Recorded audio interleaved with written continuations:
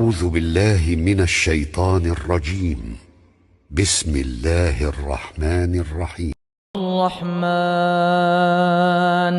علم القرآن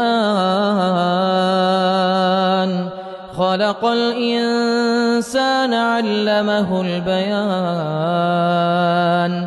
الشمس والقمر بحسبان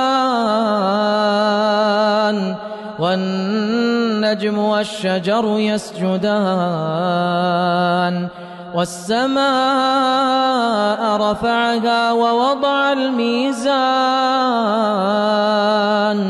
ألا تطغوا في الميزان وأقيموا الوزن بالقسط ولا تخسروا الميزان والأرض وضعها للأنام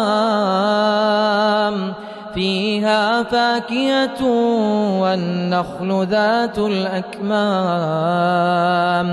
والحب ذو العصف والريحان فبأي آلاء ربكما تكذبان